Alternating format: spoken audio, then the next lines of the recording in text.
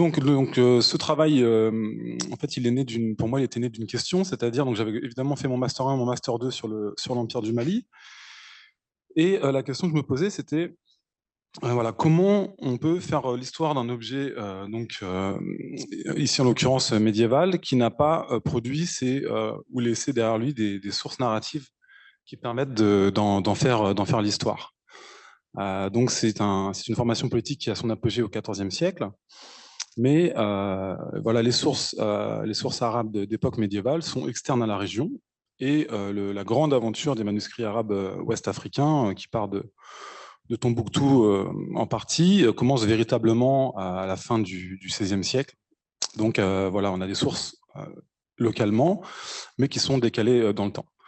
Donc le pari que j'ai fait, c'était de considérer voilà, tout ce patrimoine historiographique produit sur l'Empire du Mali, voilà, en me disant que j'allais étudier la manière dont on pouvait construire voilà, des discours savants, euh, élaborer tous ces savoirs académiques et non académiques, et en fait vraiment de les isoler voilà, à la fois géographiquement et aussi voilà, dans des bornes chronologiques et voir en fait quelle histoire du sultanat du Mali. Donc voilà, ces espèces de complexes chrono-historiographiques nous raconter.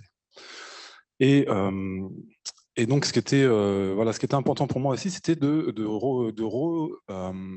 redémarrer en fait le travail philologique aussi de recherche de textes arabes médiévaux donc sur le sultanat du Mali, puisque c'est un travail qui s'était un peu endormi suite à la publication du deuxième volume de collection de sources sur l'Afrique de l'Ouest médiévale de Levzen et Hopkins en 1981.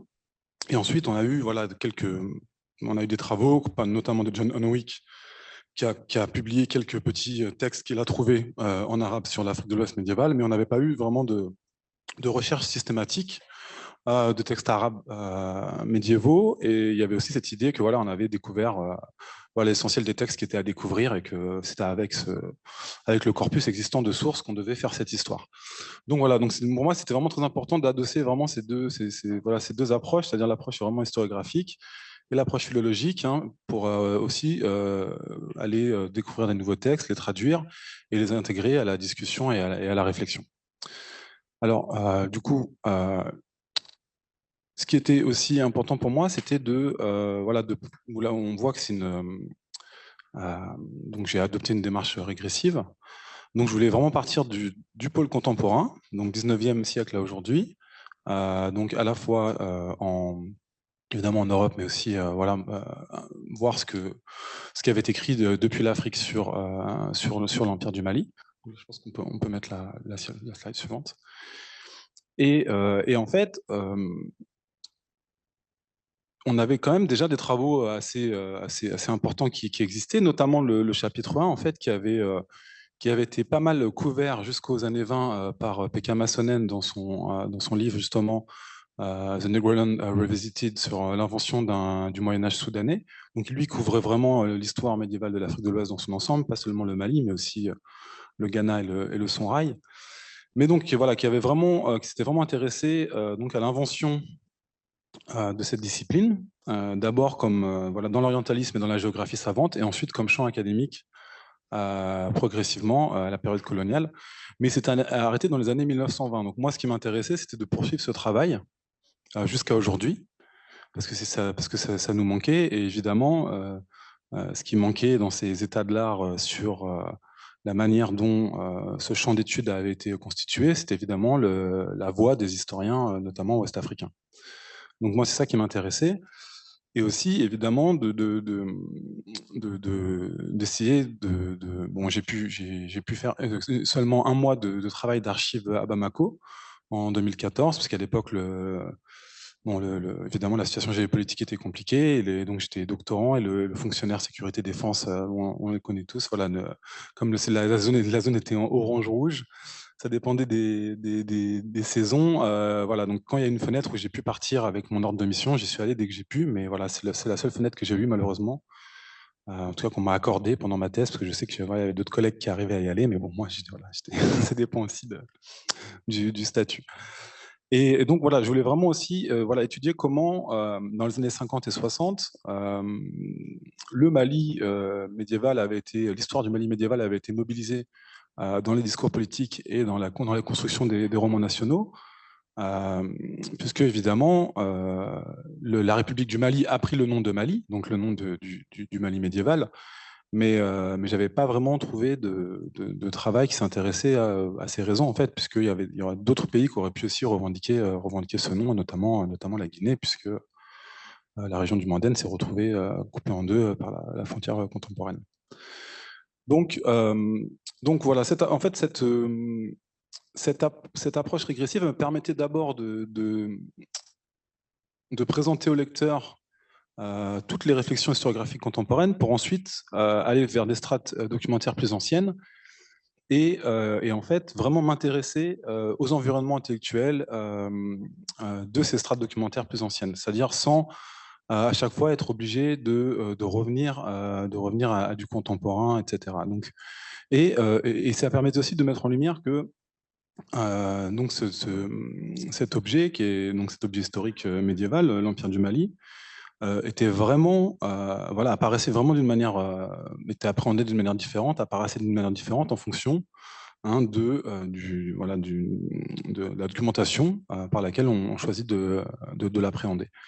Et donc voilà, c'est ça aussi qui m'intéressait, parce que évidemment, qu'on soit chez un historien mamelouk du Caire du XIVe siècle, un historien de Tombouctou du XVIIe siècle, ou un historien ouest-africain à Bamako au milieu du XXe siècle, on n'écrit pas du tout la même histoire de l'Empire du Mali. Donc, voilà. Donc, ce qui m'a motivé aussi dans cette première partie, c'était de montrer à quel point parce qu'évidemment, on a ce même. Moi, je suis historien de l'Afrique de l'Ouest médiévale, mais je suis aussi historien de l'islam médiéval. Donc, on se rencontre aussi souvent. On en parlait un peu plus tôt, que quand on lit des états de l'art historiographique dans les études, il est assez rare que les historiens ou intellectuels non occidentaux soient présents dans ces états de l'art. Ce qui est assez problématique puisqu'en fait, voilà, des fois, la barrière de la langue ne justifie pas en fait le fait qu'on n'avait pas les lire, parce qu'il y en a qui écrivent en arabe. Bon, tout le monde ne lit pas l'arabe, mais il y en a beaucoup qui ont écrit en français ou en anglais aussi. Donc, quand on fait une histoire de la filiation des idées, il faut évidemment intégrer tous ceux qui se sont emparés d'une idée et qui ont contribué à la développer ou qui ont produit des savoirs sur un objet. Donc pour moi, c'était aussi une question voilà, il y avait une question d'honnêteté intellectuelle, c'était d'essayer de rassembler tout ce qui avait été écrit et publié sur le Mali médiéval et de remettre un peu les débats dans l'ordre. Hein, puisque par exemple, bon, c'est juste là, c'est une digression, mais sur mon sujet là, de recherche actuelle au Caire, je me suis rendu compte qu'il y avait une école d'historiens égyptiens qui, dans les années 70, s'était intéressée à l'Afrique de l'Ouest médiévale et avait écrit plein d'articles en arabe. Et qui ont écrit des choses parfois très intéressantes, des choses parfois extrêmement datées, évidemment, etc. Mais voilà, faut savoir que ça existait et il faut aussi remettre voilà, ces productions historiques-là aussi dans ces états de l'art. Parce que sinon, on a l'impression que toutes les idées originales viennent du champ académique occidental, alors qu'en fait, il y a beaucoup de choses qui sont écrites de l'autre côté de la Méditerranée. Donc voilà, donc je referme juste cette parenthèse. Donc voilà, pour moi, c'était important aussi de remettre en fait le legs historiographique des historiens ouest-africains des années 50-60 dans cette grande aventure intellectuelle, puisque voilà, aujourd'hui, dans l'histoire académique, moi j'ai fait ma licence d'histoire à Paris 1, j'ai dû commencer en 2006, et il y avait bon, les bibliographies pour l'histoire de l'Afrique de l'Ouest médiévale étaient déjà largement voilà, les livres écrits par les historiens anglais, américains ou quelques historiens français, mais les historiens ouest-africains étaient déjà sortis des bibliographies, notamment parce que voilà, leur travail était considéré comme daté. Justement, moi, j'avais le seul livre qui était encore dans ces bibliographies, c'était la deuxième expansion mondaine de Niane, du livre qui est paru dans la collection de l'Histoire générale de l'UNESCO. Mais c'était le seul qui était vraiment dans les listes bibliographiques. Donc voilà, donc c'est aussi voilà, c'est aussi des écrits, des productions qu'on découvre, hein, qu'on commence à faire un master et qu'on commence à s'intéresser à la production historique, parce que sinon, voilà, dans les cours, c'est des choses qui sont très peu abordées. Donc évidemment, ce qui m'a vraiment, voilà, ce qui m'a vraiment étonné, enfin, ça m'a pas vraiment étonné, mais voilà, on comprend après aussi pourquoi le nom de Mali est choisi, mais c'est vraiment le Soundiata Keïta qui a vraiment été, c'est la figure de Soundiata Keïta qui a été choisie à la fin des années 50 et au début des années 60 pour, voilà, comme matrice d'un roman national malien, et avec des slogans extrêmement efficaces comme notre ancêtre Soundiata pour remplacer nos ancêtres les Gaulois des Français, etc. Et donc, il y a vraiment eu voilà, voilà, l'histoire du Mali, l'histoire du Mali médiéval qui a été choisie à ce moment-là, hein, comme, voilà, un peu comme building block voilà, des constructions identitaires et nationales. Et ce qui aussi m'a beaucoup intéressé, c'est que voilà, ce travail sur l'histoire à partir de l'histoire médiévale n'est pas resté confiné aux frontières des nouveaux États ouest-africains, mais il y a aussi une volonté, il y avait aussi une volonté de faire connaître cette histoire, de la porter à l'international, et aussi de faire publier des ouvrages d'histoire dans des maisons d'édition françaises ou ailleurs. Donc l'idée aussi de diffuser ces savoirs qui ont été écrits dans les années 50, 60, 70. Donc voilà, donc vraiment voilà, une ambition intellectuelle de, voilà, de faire connaître une histoire qu'on rêvait africanisée, donc qui coupait radicalement avec l'histoire produite en situation coloniale, avec évidemment ce paradoxe que l'essentiel de la bibliothèque qui était disponible à l'époque avait été produite en situation coloniale, et donc qu'on a dans les bibliographies quasiment que des références à des œuvres qui ont été publiées à cette époque. Donc voilà, donc cette seconde bibliothèque des années 50-60, elle s'est construite à partir de la première avec beaucoup de continuité. Voilà, des continuités plus épistémologiques donc que idéologiques, parce qu'au niveau idéologique, il y a un retournement complet des stigmates. Et c'est un des legs les plus importants des historiens ouest-africains des années 50-60, ce qui est cette conversion du regard sur cette histoire, qui a été un legs durable, puisqu'après, on n'a plus jamais regardé cette histoire comme on l'a regardé encore quelques années auparavant. Mais voilà, ce paradoxe que voilà, les travaux disponibles avaient été produits en situation coloniale, et donc on a beaucoup d'idées qui ont perduré. Voilà, notamment voilà, le cas emblématique qui est la recherche de la capitale de l'Empire du Mali, qui a été en quelque sorte verrouillé intellectuellement par une hypothèse émise par Jules Vidal dans les années 1920 et confirmée par Delafosse, hein, qui l'ont identifié aussi de Niani.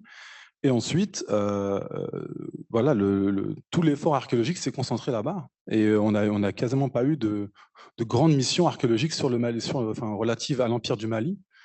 Et donc, on a beaucoup de sites emblématiques du Sahel qui ont été fouillés. Mais en fait, voilà, on a eu très, très peu de prospection archéologique dans le Mandène, par exemple, avant que Mamadou Cissé et Shoshiro Takezawa, avant la guerre, aillent faire des prospections dans le Mandène et publient quelques résultats. Mais sinon, voilà, donc ça, c'est voilà, un exemple typique de comment aussi certaines idées peuvent mettre des œillères à la recherche. Alors ensuite, je voulais continuer avec aujourd'hui, donc, donc je dis histoire polyphonique du Mali, c'est-à-dire montrer il y a vraiment une divergence et maintenant une grande diversité de discours historiques sur cet objet qui est historique médiéval, qui est l'Empire du Mali, avec vraiment des histoires qui n'ont vraiment rien à voir entre elles. Donc, j'ai l'impression que, alors peut-être que ça va changer dans le futur, on verra, mais que ce sont des histoires voilà, qui sont de plus en plus imperméables les unes aux autres et qui sont vraiment dans des logiques narratives complètement différentes. Donc, d'un côté, on a donc c'est intéressant parce qu'on a voilà, cette espèce de légende dorée de Mansa Moussa qui est plutôt qui a été réactivée voilà, dans les milieux afrocentristes afro-américains, donc qui en font voilà, une fierté un peu voilà, un peu intemporel, une fierté africaine un peu intemporelle, l'homme le plus riche de tous les temps, voilà, le triomphe de l'indépendance et de la puissance africaine avant la colonisation. Alors, 400 milliards de dollars. Oui, alors c'est soit, oui, c'est ça, qui est, je crois, 4000 milliards, ou soit tellement grande qu'elle n'est pas calculable. Et puis d'un autre côté, on a la légende inverse qui s'est développée dans le Mandem à partir des années 70 sur, au contraire, Mansa Moussa qui a vendu l'or du Mali aux Arabes, etc., qui a été qui est le responsable de la ruine du Mali. Donc là, on a vraiment deux légendes opposées. Donc là, on est dans le cadre d'une histoire voilà, mythologique avec des logiques différentes. Et puis donc, au milieu de ça, l'histoire académique voilà, qui est conduite par peut-être moins de gens aujourd'hui que dans la deuxième moitié du XXe siècle. En tout cas, je parle au niveau des historiens. Et, euh, et voilà, donc, qui essaye voilà, dans ce monde qui est très, très actif et présent sur Internet, qui essaye d'apporter sa voix avec ses données et voilà, son travail sur les textes, sur les sources. Voilà, donc voilà, donc c'était aussi voilà quelque chose que je voulais voilà aussi mettre en lumière, qui invite aussi à l'humilité, parce qu'aujourd'hui c'est une histoire qui a un nouvel auditoire. On peut même dire un audimat ou un lectorat nouveau. Donc voilà, mais évidemment avec beaucoup de choses un peu fantaisistes qu'on peut lire sur Internet. Donc c'est voilà pour montrer aussi que par rapport à d'autres champs d'études où ce serait moins possible, voilà, dans ce cas-là, voilà, le discours de l'historien est un discours parmi d'autres. Et il faut, et plutôt que d'ignorer les autres discours en les balayant d'un revers de la main, il faut engager un dialogue intellectuel avec. Et donc, c'est ce que j'ai essayé aussi de faire dans ce chapitre 3. Voilà, en expliquant, en essayant à chaque fois de remonter aux origines de certaines idées, hein, toujours de remettre ces idées-là dans leur contexte historique, voir comment elles naissent, pourquoi, dans quel contexte, à qui elles s'adressent, qu'est-ce qu'elles veulent dire, etc., etc. Voilà, comme ça permet vraiment de comprendre pourquoi elles apparaissent et pourquoi elles perdurent aussi. Voilà. Donc ça, c'était pour voilà, pour la première partie. Donc, je pense qu'on pourrait revenir dans la discussion. Donc, deuxième partie, c'était une fois qu'on avait, voilà, donc qu'on a traité la strate contemporaine. La deuxième partie, c'était donc d'isoler un autre ensemble historiographique, donc qui est celui du Bilad al-Takrur, donc du XVIIe siècle au XIXe siècle. Et en fait, ce qui est vraiment intéressant, donc c'est ce nom Takrur, c'est un nom qui a eu plusieurs vies. D'abord, donc c'était sans doute un royaume, sans doute un petit royaume dans la vallée du fleuve Sénégal jusqu'au XIIIe siècle. Ensuite, c'est le nom qui est donné en Orient à partir de l'époque mamelouk à tout le Sahel islamisé. Donc voilà, donc tous les musulmans qui viennent de cette région, donc de l'océan Atlantique jusqu'au lac Tchad, sont appelés Takrouri, et comme venant d'un bilad al-Takrour, donc qui est un peu uniformisé évidemment par les historiens orientaux. Mais voilà. Et ensuite, il y a un phénomène qui se passe, sans doute suite à la fréquentation des pèlerins ouest-africains au Caire et à la Mecque, qui se font appeler par ce nom.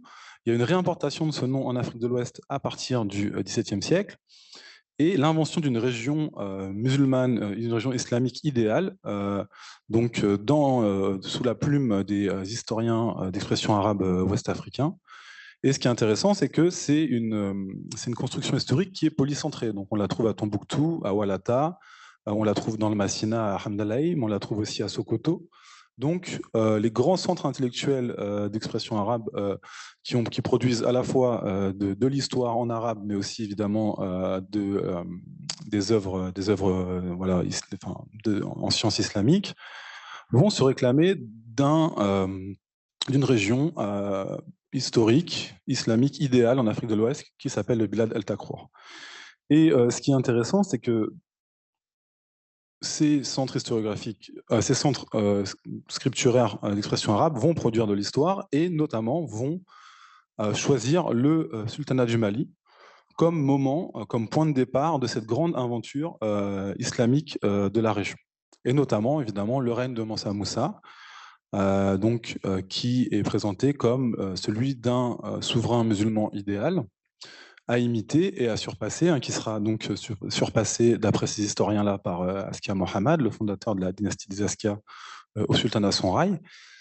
Et donc là, vraiment, on a on a dans ces centres historiographiques là, une histoire du sultanat du Mali qui est uniquement une histoire islamique. C'est-à-dire que vraiment, une histoire centrée principalement sur Mansa Moussa, sur la fondation des mosquées, sur la caravane, son fameux voyage pour le pèlerinage en 1324. Et donc, c'est à peu près tout ce qu'on a retenu du sultanat du Mali dans ses sources historiques.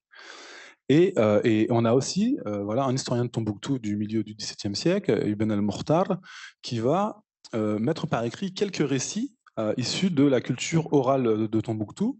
Donc, et là, on voit que, évidemment, que ces anecdotes voilà, sur le voyage saharien de Mansa Moussa voilà, bon, ont été, voilà, ont un vernis légendaire, mais on voit que c'est encore des histoires qui circulent dans la culture orale voilà, de Tombouctou, presque ouais, 3 siècles après ces événements.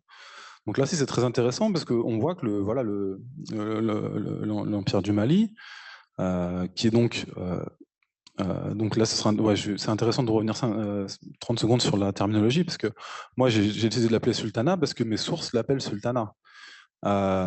Et donc, évidemment, le mot empire, c'est un mot qui apparaît dans les traductions des sources, notamment autour de 1900, quand, Octave Oudas et De La Fosse traduisent les grandes chroniques de Tombouctou. Eux, ils mettent le mot empire partout.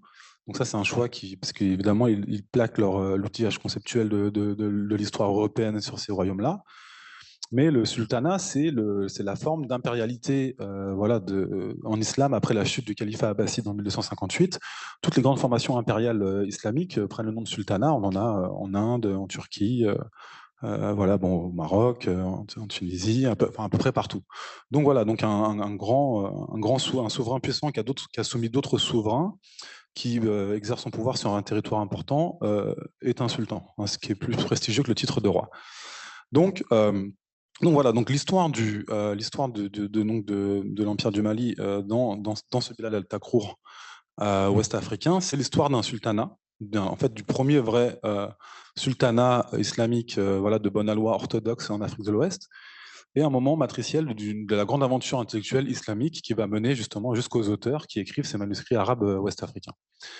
Et ce qui est intéressant, c'est que donc cette figure de Mansa Moussa, elle est retravaillée. Par exemple, on lui attribue la fondation de nouvelles mosquées, voilà, très nombreuses mosquées, et puis la liste s'ajoute avec le temps. Mais il y a un changement dans les années 1820, puisque quand on a le califat les histoires qui sortent du califat de Sokoto et du califat de Abdallah, cette fois, ils vont prendre comme point de départ de leur propre aventure politique Askia Mohammed, donc le fondateur de la dynastie des Askia au Sonrail, donc en le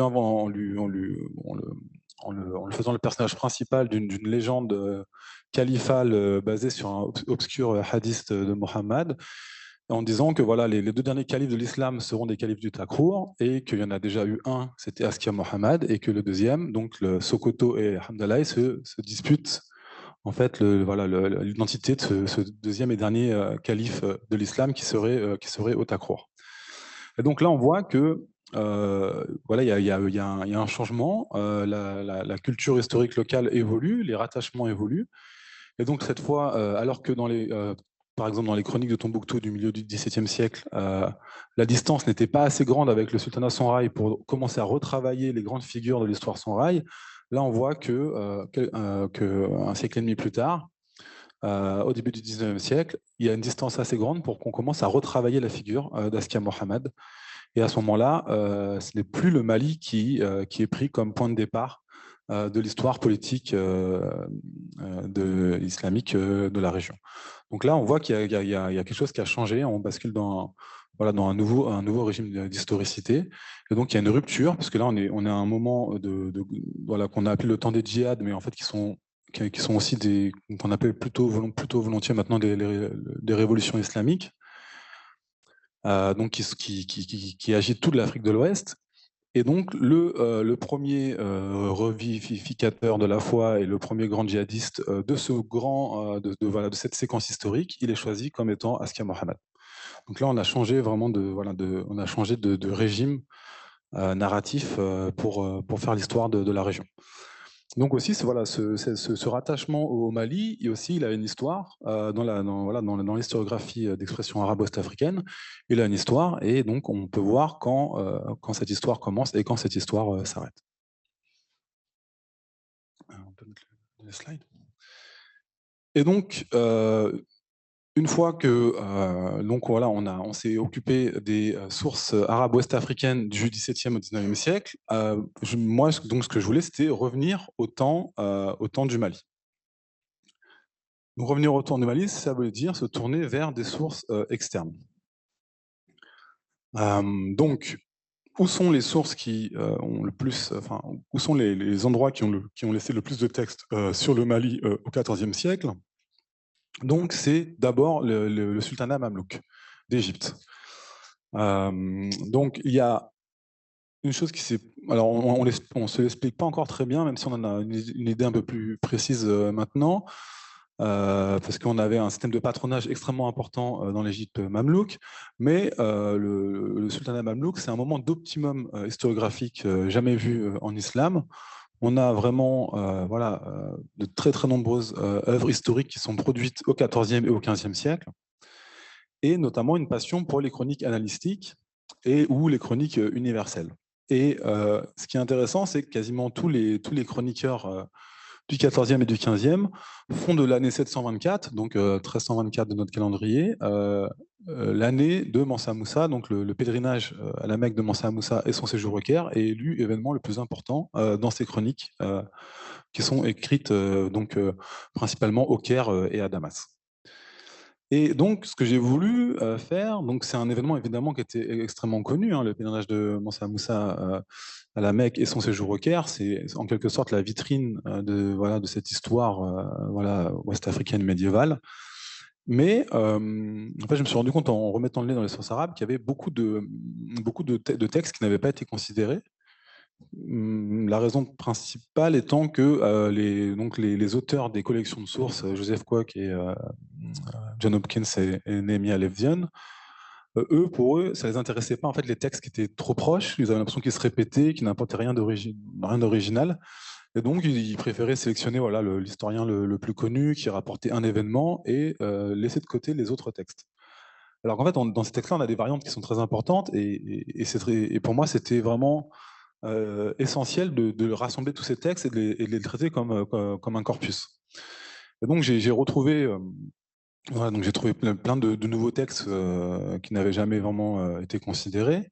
Et donc j'ai essayé de trouver en fait tous les textes qui parlaient du séjour au Caire de Mansa Moussa, pour voir un peu comment en fait les sources mamelouques en fait avaient écrit sur cet événement qui était considéré comme l'événement le plus important de cette année-là, qui a eu des conséquences encore des années plus tard, parce qu'on nous dit que le cours de l'or avait chuté durablement en Égypte après le passage de Mansa Moussa. Et donc je me suis rendu compte, ce qui était vraiment intéressant, c'est qu'au début, les premiers témoignages qui suivent immédiatement l'événement le rapportent uniquement comme un événement économique. C'est-à-dire que l'événement, c'est vraiment les 12 tonnes d'or qui sont apportées par Mansa Moussa, les commerçants égyptiens qui perdent la tête. Et en fait, quand on va les interroger sur la caravane du Mali, ils ne parlent que de ça. Et ensuite, on se rend compte que progressivement, cet événement est réécrit comme un événement diplomatique. Et ce qui retient l'attention, c'est la rencontre entre les deux sultans, entre Mansa Moussa et donc Al-Malik al-Nasir Mohammad, qui était un sultan qui a régné 3 fois, mais son troisième règne est le plus long de 1310 à 1341, et qui est vraiment le sultan de l'apogée mamelouk en Égypte. Et là, voilà, on a une sorte d'événement économique qui devient un événement diplomatique, et notamment le fait que, en fait, Mansa a refusé de se prosterner et lui a tenu tête. Alors au début, on a plusieurs versions qui circulent. Il y a des versions qui disent qu'il a été soumis par le sultan égyptien. Il y a des versions qui disent qu'il a préféré sortir de la citadelle avant d'engager tout débat.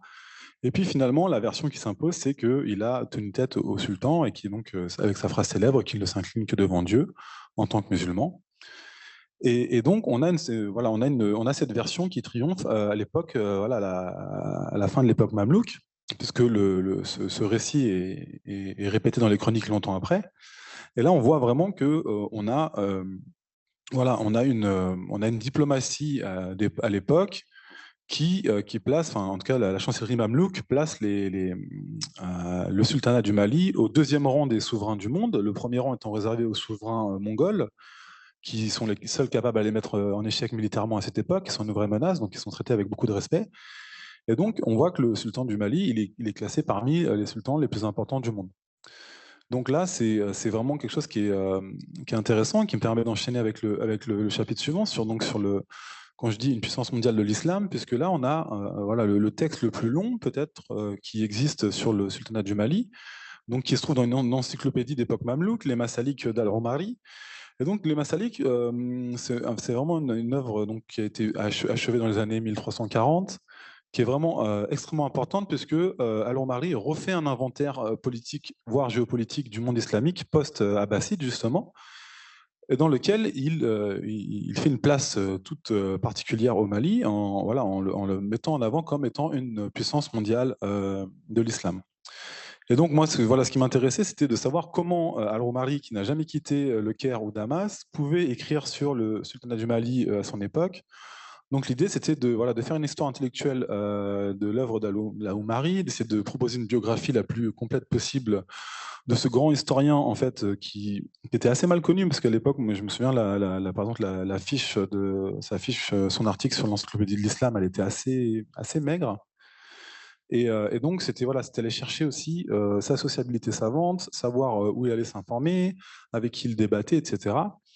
Et voilà. Et en fait, c'est ce qui m'a aussi ouvert, moi, après, intellectuellement, la voie à tout un monde ouest-africain qui était présent à cette époque-là en Égypte, auquel Al-Omari avait pu avoir accès, mais qui était évidemment complètement invisible dans les études jusque-là. Donc là, il avait vraiment, il y avait des endroits où il pouvait aller obtenir des informations de première main sur le Sahel occidental, et c'est ce qu'il a fait. Et donc, ça explique aussi, voilà, donc après, je fais une analyse aussi voilà, de sa méthode d'enquête, etc., pour essayer de mieux comprendre son texte sur le Mali, et sur le fait que vraiment, Al-Omari, lui, il essaye autant que faire se peut de rejeter toute la traduction livresque qui l'a précédée pour avoir une information à jour. Et donc, il met en place voilà, toute une méthode pour sélectionner et trier son information.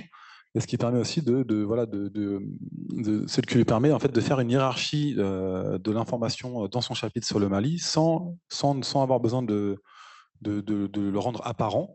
Et on comprend en fait voilà, comment qu'il commence son chapitre par ce qui est le plus sûr, et plus on avance dans le chapitre, et moins l'information est sûre, et on finit à la fin par le savoir livresque, hein, vers lequel il est un peu obligé de revenir, mais voilà, qui, en mettant en queue de chapitre, après avoir détaillé sa méthode, on comprend que voilà, faut pas y porter trop de crédit. Mais voilà, il y a aussi, à cette époque-là, évidemment, la rédaction, elle est aussi conditionnée par le lectorat, hein, par un ensemble de lecteurs qui a des attentes, et notamment, comme ce lectorat lit depuis à cette époque-là, donc on est au XIVe siècle, les premiers récits commencent au 8e, 9e siècle. Et donc, le lectorat s'attend à voir un passage sur les Soudanes anthropophages du sud du Sahel, et donc il met un petit passage à la fin sur les Soudanes anthropophages. Mais sa méthode nous permet de voir qu'il n'y porte aucun crédit.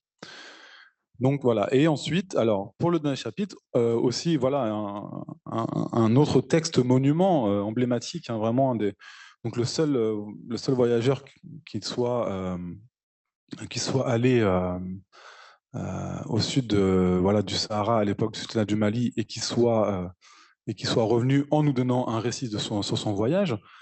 Et donc pour moi là aussi l'idée c'était de retourner à l'œuvre, donc c'est-à-dire de replonger ce texte sur son voyage au Mali, mais dans l'œuvre, hein, relire ce texte à la lumière de l'œuvre. Et comme j'avais fait en fait avec Al-Romari, et là, en fait, l'idée, c'était d'abord de faire une histoire de la réception de l'œuvre d'Ibn Battuta. Parce qu'évidemment, Ibn Battuta, aujourd'hui, donc on appelle son récit de voyage la Rihla, donc la relation de voyage par excellence. Mais en fait, c'est pas du tout le titre de l'œuvre à l'origine. Donc là, c'est cette réception-là qui a en fait, en quelque sorte, mythologisé l'œuvre. Et en fait, on se rend compte qu'Ibn Battuta, quand il rentre de voyage, son retour est absolument pas du tout triomphant. Et enfin, pour ce qu'on peut en dire à travers les textes dont on dispose, c'est au contraire, tout le monde le traite de menteur et dit qu'en fait, il invente quasiment enfin, tous ses récits sur ses voyages au bout du monde, etc. Et donc, le problème, c'est que bah, voilà, il faut quand même sauver le personnage Ibn Battuta et tous les récits qu'il porte de ses voyages. Et donc, le sultan du Maroc de l'époque, Abou Harinan, fait appel au plus grand lettré de sa cour, qui était un réfugié d'Al-Andalus, Ibn Juzay, et qui va en fait produire une œuvre littéraire, notamment mobilisant un genre dont les lecteurs sont très friands, qui est le genre des merveilles, qui se retrouve dans le titre, hein, puisque le titre, on peut le traduire en français par le présent fait aux observateurs concernant les curiosités des grandes villes et les merveilles des voyages.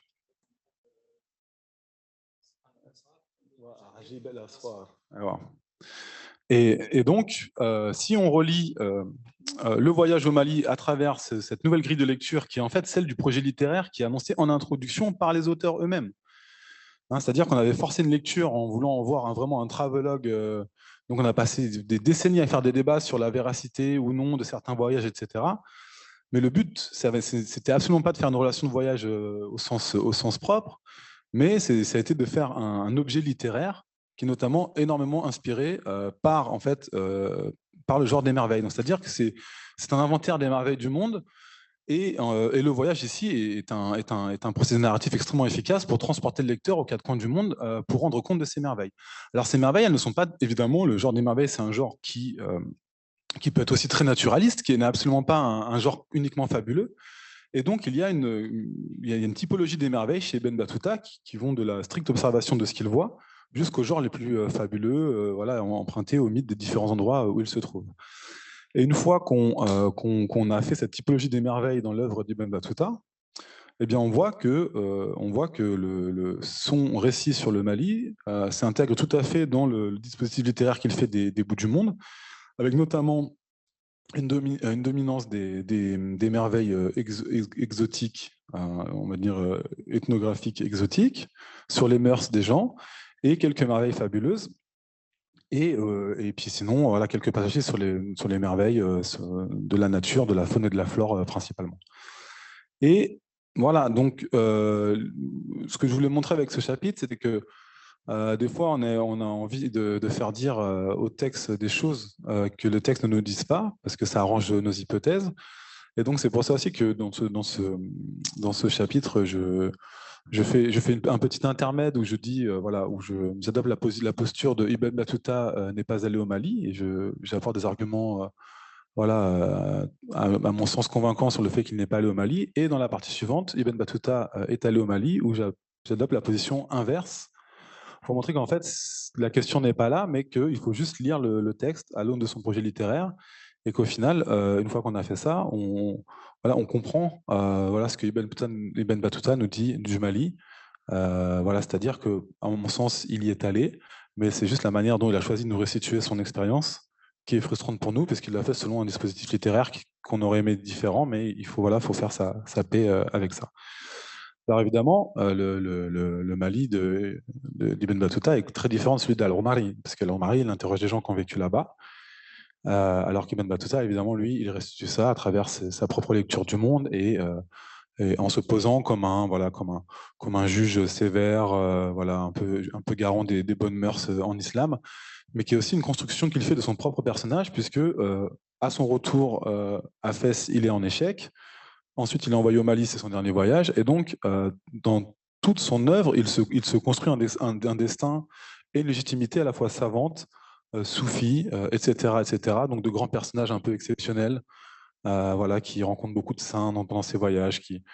Et donc, évidemment, il faut prendre en compte voilà, l'espèce de légende dorée, enfin, de légende personnelle que Ibn Battuta se construit de lui-même quand on lit ce texte. Sinon, voilà, on ne comprend pas les contradictions et le fait que voilà, il peut dire par exemple que Mansa Suleiman est un souverain avare, indigne des grands sultans de l'islam. Et puis après, quelques lignes plus tard, faire son éloge parce qu'il a enfin obtenu une petite somme en or du sultan. Donc voilà, c'était quelqu'un de très, de très versatile. Donc ça aussi, faut le prendre en compte et pas le lire au pied de la lettre.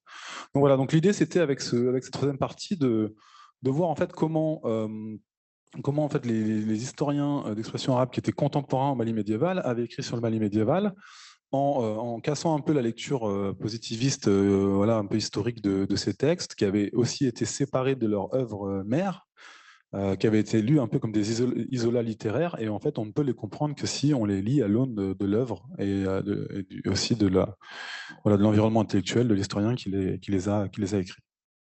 Voilà ce que je peux dire. Je crois que c'est bon. Mille merci tout d'abord pour cette invitation qui m'enchante et m'honore. Et donc, c'est en tant que voisin, puisque j'appartiens à l'Université Bordeaux-Montaigne, enfin, de l'autre côté de la barre sémiotique que constituent les rails du tram. Et donc, évidemment, je suis très content, et je ne paye pas de mots, évidemment, d'être ici présent parmi vous. Alors, j'ai été convié, évidemment, je remercie les organisateurs.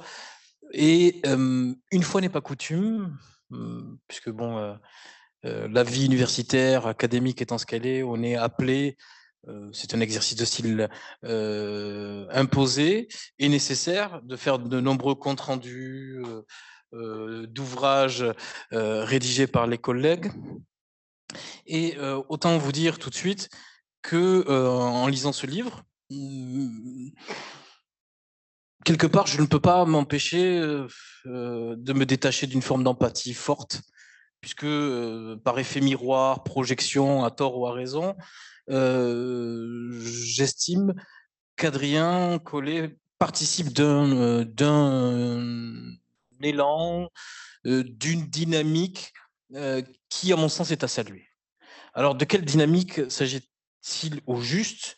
Il s'agit, en effet, d'un effort pour, quelque part, jusqu'à un certain point, et bien sûr, partiellement aussi, recentrer la recherche sur ce qui a été des points forts en France, tout à la fois le Maghreb et l'Afrique de l'Ouest, et entendu que pour des raisons structurelles, il y a eu, après le départ à la retraite des grands anciens, on va dire dans les années 60-70, c'est un point commun, je pense, que nous partageons, un trou d'air historiographique, puisqu'il me semble que la dernière grande monographie, puisqu'il s'agit naturellement, vous l'aurez compris, à l'aune de l'exposé, d'un travail ambitieux, le mot ambitieux au sens évidemment positif du terme. Évidemment, les grandes monographies sur les empires ouest-africains, la dernière date en français datée de 1977, si je ne m'abuse, c'est celle de Mariam Tal. Madina Ali, excuse-moi, pour moi. Donc, ce que je veux dire par là, c'est évidemment là où puisque Adrien a cité un auteur, un auteur que j'affectionne moi tout particulièrement, qui est Roland Barthes. Je vous citerai tout à l'heure un petit extrait aussi de ce que lui-même a choisi de Gaston Bachelard. Ça m'a tout à fait surpris et enchanté, je dois dire. J'étais assez stupéfait de voir une citation de Gaston Bachelard dans cet ouvrage, dans un ouvrage consacré à l'Empire du Mali. Mais évidemment, Barthes postule dans son cours au Collège de France, évidemment, que la langue est fasciste. Et évidemment, penser les empires ouest-africains, et tout particulièrement le sultanat du Mali en français, ce n'est pas exactement la même chose de faire, comme a fait par exemple Ousmane Omar Khan, donc d'initier des comment on dit, Tombouctou Studies, hein, si je m'abuse. Donc évidemment, ça participe, et aussi, bien entendu, avec une reprise, qu'on le veuille ou qu'on ne le veuille pas, bon gré mal gré, de pesanteurs historiographiques qui sont liés effectivement à la période coloniale. Car certes, le parti pris de l'ouvrage, c'est de partir de façon régressive, mais le choix a été fait, je pense que c'est plutôt judicieux, de ne pas partir exactement des années 2010 ou 2020, mais de partir précisément de la période coloniale et des deux grandes monographies, c'est-à-dire celle de La Fosse et celle de Monteil, qui véritablement ont été en position institutionnelle, parce que c'était la configuration des savoirs, avec évidemment une situation coloniale, une très forte proximité savoir-pouvoir, pouvoir-savoir, de dire ce qui est noble et ce qui ne l'est pas, ce qui est digne d'intérêt et ce qui ne l'est pas. Et évidemment, c'est parce qu'ils ont institué évidemment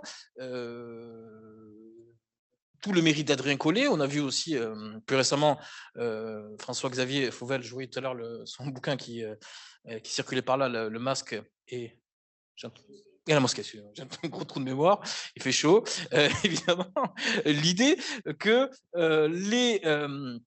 les écoles académiques, les érudits universitaires ouest-africains qui ont vécu en vérité à une période charnière, à la fois la fin de la période coloniale et le début des indépendances, avec ce que d'aucuns ont qualifié du soleil des indépendances, évidemment, ne sont pas exactement écartés de ce chemin-là. Et au contraire, ça peut paraître étonnant, même paradoxal, ont continué et on a assuré une forme de continuité à ce courant historiographique là. Ça c'est tout à fait intéressant et remarquable, bien sûr. Donc, on va dire une période qui s'étend des années 1910, avec évidemment des parutions qui s'accélèrent dans les années 20 au début des années 30 et par la suite donc dans les personnes de Mambi Sidibé, donc Jibril Tamsir Niane et bien sûr l'inévitable Cheikh Anta Diop, bien sûr, tous bien sûr ont participé du fait, et d'ailleurs je ne connaissais pas du tout ce texte, ça m'a beaucoup intéressé, mais le fait que Nkrumah, qui est précisément donc le président du Ghana, ait choisi d'appeler son pays, anciennement Gold Coast, Ghana. C'est-à-dire qu'évidemment, et il parle, il évoque en des termes évidemment dithyrambiques, il parle de l'Empire du Mali. C'est-à-dire que l'idée d'aller chercher, et là peut-être puisque tu avais fait un petit détour par Gaston Bachelard et par Roland Barthes, peut-être tu aurais pu faire un petit détour par la littérature, je pense, d'expression francophone, à commencer par, bien sûr, Charles Doukan et bien sûr, dans son chef-d'œuvre, qui parle, qui évoque la nécessité de se doter d'un supplément d'âme avant de mettre le bleu de chauffe de l'Occident. C'est comme ça qu'il, à l'époque bleu de chauffe, à l'époque ouvriériste, marxiste, ce que vous voulez, etc. Donc lui, je pense que pour lui, à ses yeux, c'était synonyme de modernité, forcément occidentale, pour le meilleur et pour le pire. Et donc évidemment, l'évocation, l'idée de partir vers les indépendances, avec l'idée qu'il existe non pas une histoire immédiate, que nous sommes des jeunes nations qui datent d'hier ou d'avant-hier, mais qu'il existe un passé beaucoup plus ancien dont on puisse s'enorgueillir, évidemment, et qui doit servir de substrat à l'édification des États ouest-africains. Évidemment, ça, c'est tout à fait intéressant, passionnant, naturellement. De plus, il faut bien reconnaître qu'il y a dans ce travail une sorte d'exploit qui est de celui d'apporter la nouveauté sur Ibn Battuta. Bien sûr, car Dieu seul sait que c'est un champ disciplinaire, dans le champ disciplinaire, qu'on qualifie à tort ou à raison d'islam médiéval, mais évidemment, si on reste dans la sphère francophone, vous prenez la Pléiade, donc on va dire les publications les plus prestigieuses qui soient en langue française, qu'est-ce qui provient au juste? Je crois que la Pléiade a plus d'une centaine de titres publiés. Combien proviennent du monde musulman? Vous avez le Coran, les récits de voyage, Ibn Battuta, vous avez Ibn Khaldun et les Mille et une nuits. Un point, c'est tout. Ce que je veux dire par là, c'est que, bien entendu, cela résulte de l'histoire du 19e siècle aussi. Donc évidemment avec les études et traductions de Sanguinetti, Charbonneau, etc. Eh bien, et naturellement, même si du coup, je vois une petite remarque très amicale à formuler, c'est que les pourfendeurs d'Ibn Battuta s'inscrivent dans un contexte bien particulier. C'est qu'ils proviennent pour l'essentiel, à l'origine, de la cour nasride, et parce qu'il existe depuis l'époque almoravide, c'est-à-dire depuis plus précisément le début du XIIe siècle, une lutte d'influence entre dynasties pour savoir qui aura un accès direct au billet de Soudan, à l'Afrique de l'Ouest. Et ça, c'est un enjeu essentiel. Et bien entendu, d'ailleurs, on retrouvera pratiquement jusqu'au XVIe siècle. Par exemple, dans le récit de voyage d'un Jérôme Münzer, par exemple, le célèbre Allemand qui voyage, il dit tout le monde est ennuyé en Espagne, puisqu'il se balade en Espagne et aussi au Portugal, si ma mémoire est bonne, évidemment par l'idée de savoir d'où provient l'or et quel est le chemin pour. Donc, je veux dire, c'est un enjeu. Et donc, qui réussit, réalise l'exploit d'atteindre le bilan de Soudan et d'avoir donc l'information la plus exacte possible, ben, constitue de fait l'autorité par excellence. D'autre part, il y a aussi, puisque c'est une société qui fonctionne par utopie régressive, évidemment, qui a accès en route de l'or et en contact diplomatique plus ou moins direct, ce qu'on appelle le Rana d'abord, c'est le triptyque, vous savez, bien évoqué, Rana, Mali et ensuite son rail, bien sûr, qui a accès directement à l'entité la plus puissante du billet de Soudan, d'où provient l'or, hein, et le plus puissant, et ensuite, évidemment, qui est en contact direct, bon voilà, et bien évidemment, parce que aussi, alors tu nous diras si c'est volontairement ou pas, la question de l'or n'est pas centrale dans ton ouvrage. C'est vrai que les ouvrages qui ont jadis insisté sur l'or, on les a qualifiés parfois de crypto-marxistes, c'est-à-dire l'idée d'avoir accès à une rente qui fait la grande puissance, etc. Donc là, c'est plus autre chose, peut-être une histoire des mentalités, mais je pense que l'une des qualités fondamentale, essentielle de cet ouvrage, c'est, je crois, de traiter avec le plus grand sérieux la question des catégories, notamment empire, sultanat, puisqu'il existe, pour le meilleur et pour le pire, une propension des historiens, parfois, à utiliser ces catégories avec une sorte de légèreté. J'entends par légèreté sans réelle réflexion sur ces catégories-là, qui pourtant déterminent tout le reste. Évidemment, juste, je vous lis très rapidement la citation choisie.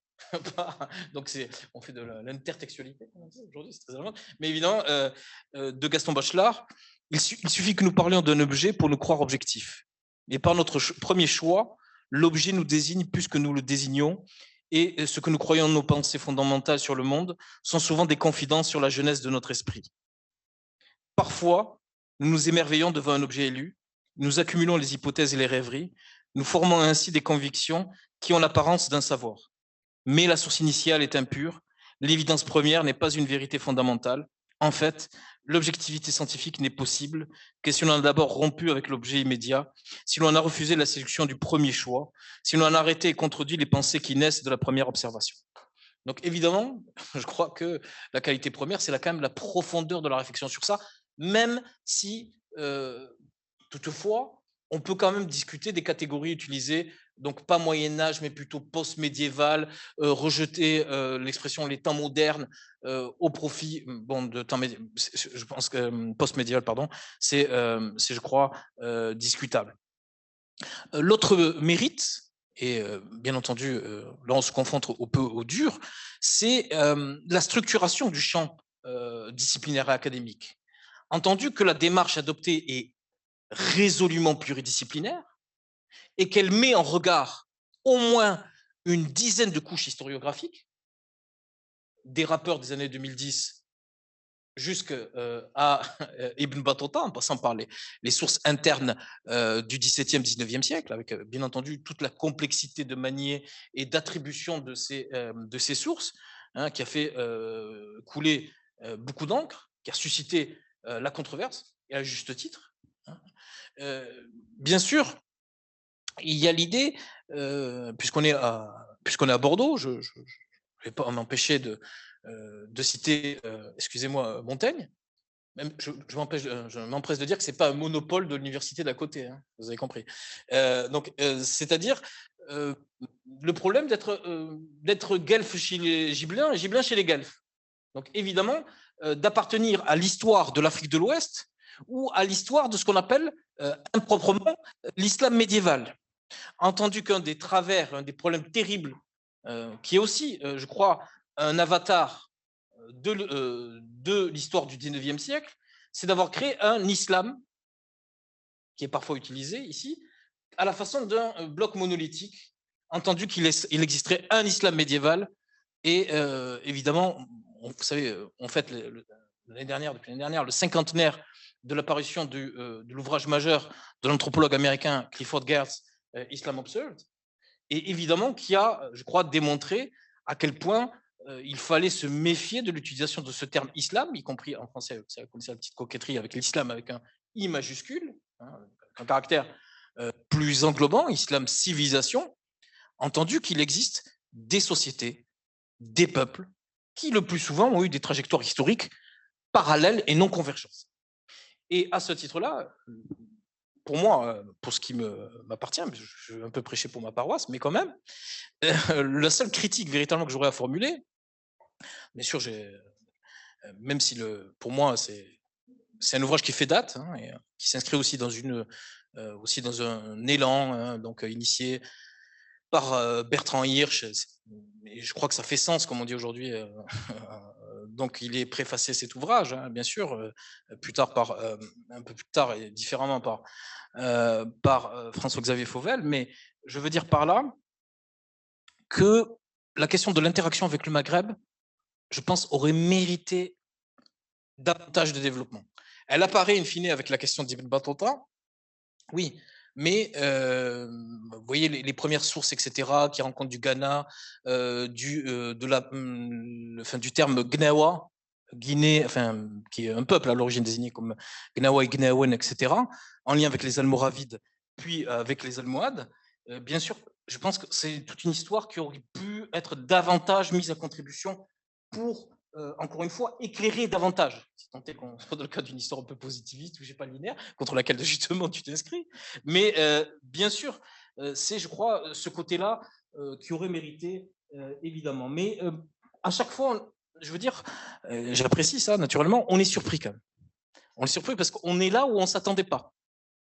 Réflexion sur Ibn Battuta, évidemment sur Mansa Moussa et son séjour au Caire, avec évidemment là aussi Adrien Collet bénéficie et utilise avec un brio certain tout un élan sur les études mamelouques qui sont un petit peu, je crois, à travers le monde, très à la mode, bien sûr. Et dire que ce corpus, même s'il est faible, je crois qu'en tout et pour tout, je crois que ça fait environ 600 pages. Si je ne sais pas si du coup le critère quantitatif est digne d'être pris en considération, je ne sais pas, mais bien entendu, mais toutefois ces 600 pages, ça donne un éclairage particulier, unique. Je laisse naturellement l'Éthiopie de côté, mais sur une composante du continent africain qui est tout à fait unique, parce qu'on ne retrouve pas naturellement d'équivalent ailleurs, y compris aussi précoce. Donc, bien sûr, il faut faire avec ce caractère qui est tout à la fois joue avec des sources qui sont éparses et hétéroclites, et des sources qui sont quand même extrêmement parcellaires. Donc, bien entendu, c'est sous-tendu par l'idée qu'il faut faire feu de tout bois pour produire un savoir sur, en l'occurrence, cet objet historiographique, le sultanat du Mali. Et évidemment, on peut continuer par le biais de la discussion. C'est pour l'essentiel ce que je voulais dire.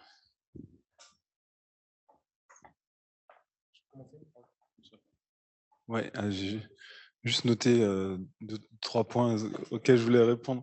Oui, alors la question de l'or n'est pas centrale parce que justement, la plupart des études et des ouvrages sur la question mettent en avant l'or comme si c'était un peu en quelque sorte la seule chose qui avait fait exister ces grands États sahéliens et qui avait fait qu'ils avaient été dignes d'intérêt pour les historiographies nord-africaines en gros et moyen-orientales.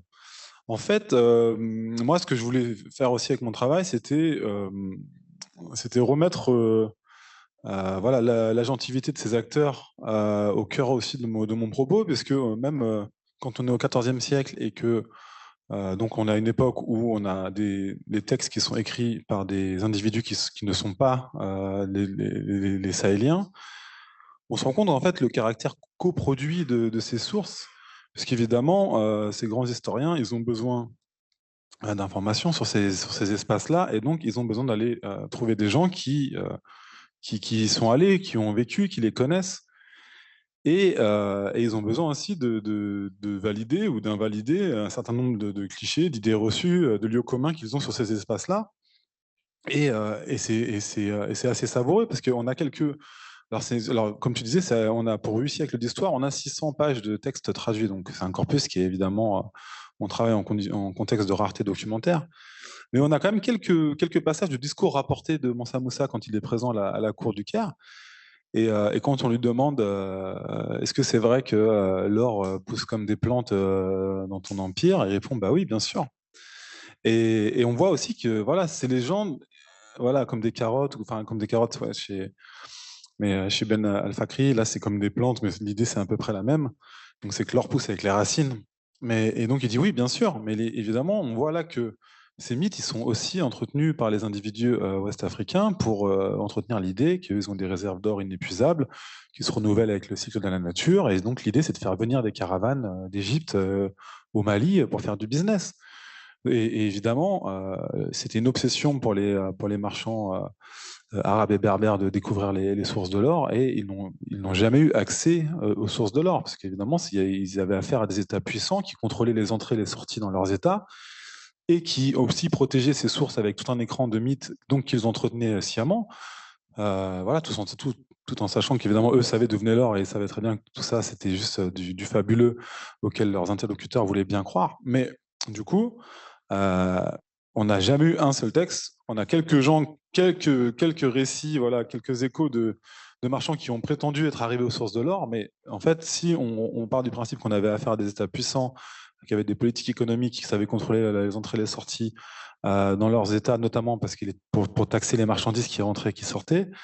Et si on comprend un peu la géographie, on sait qu'ils n'ont jamais eu accès.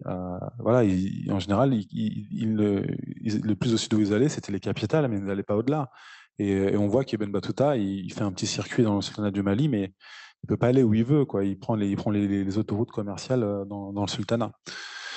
Euh, pour ton moderne médiéval, oui, c'est vrai que c'est marrant, c'est quelque chose qu'on m'a aussi reproché. Alors, c'est un moderniste qui m'a reproché ça dans un autre compte rendu, évidemment. Mais en fait, moi, c'est vrai que j'aime pas trop le concept de modernité. Je le critique quand même pas mal quand j'écris. Alors, moi, j'entends le Moyen Âge, l'époque médiévale, comme un régime de globalité qui apparaît avec l'apparition de l'Empire islamique, qui en fait est central dans ce régime de globalité qui va connecter les pôles européens, asiatiques, africains, indiens, mer Rouge, Méditerranée, etc. Mais en fait, il est au centre parce que les routes de commerce passent par lui, et voilà, et si on voit le Caire dans les 3 derniers siècles de l'époque médiévale, c'est vraiment le carrefour de tous ces systèmes mondes économiques méditerranéens, africains, transsahariens, mer Rouge, route de la soie, etc. Ensuite, avec l'ouverture du monde atlantique, on a un changement de globalité. Donc là, on passe dans autre chose. Mais par contre, le concept de modernité tel qu'on le trouve utilisé, quand même, moi, il me dérange parce qu'il est. Alors, ma définition du médiéval, elle est inclusive, et dedans, les terres islamiques sont centrales, et dedans, l'Afrique de l'Ouest n'est pas une marge, mais au contraire, est un pôle dynamique qui contribue à cet ensemble. Autant le concept de modernité a été développé quand même largement au détriment des sociétés africaines qui ont été exclues de cette aventure-là, alors que paradoxalement elles étaient aux premières loges, puisque c'est avec l'ouverture du monde atlantique et la navigation des côtes africaines que ce changement de globalité s'est effectué. Donc en fait, moi, le problème que j'ai, c'est que en fait, ce que je voulais proposer dans ma réflexion, c'était de prendre aussi l'époque médiévale comme une centralité artificielle. Donc en parlant de médiéval et de post-médiéval, on reste centré sur l'époque médiévale. Mais après, évidemment, voilà, ça se discute, évidemment. Et sur la question de l'interaction avec le Maghreb, oui, alors moi, ce que je voulais surtout faire, c'était, évidemment, là, c'était offrir un panorama un peu large, et évidemment, donc, ça oblige à être un peu rapide ou voire superficiel sur certaines questions. Quand on a, voilà, parce que là, on a quand même une amplitude chronologique, voilà, qui, du coup, bon, bah, à la base, la thèse faisait 822 pages, donc tu vois, déjà, le livre a été coupé en deux. Euh, mais, euh, mais en fait, oui, bien sûr, c'est quelque chose, moi, que je voulais, en fait, creuser dans un second temps. C'est quelque chose que j'envisageais pour justement pour après mon projet égyptien, parce qu'en fait, moi d'abord, ce qui ça m'a ouvert vers l'endroit où il y a le plus en fait de documents, qui est l'Égypte. Donc là, j'ai travaillé pendant 4 ans en Égypte, et j'ai quand même de quoi faire je pense une belle monographie sur l'histoire ouest-africaine de l'Égypte médiévale. Et après, je voulais un peu, voilà, me faire ça, mais voilà, côté marocain, Tlemcen et Alcide, parce que c'est aussi quelque chose qui n'a pas du tout été fait. Tu as raison.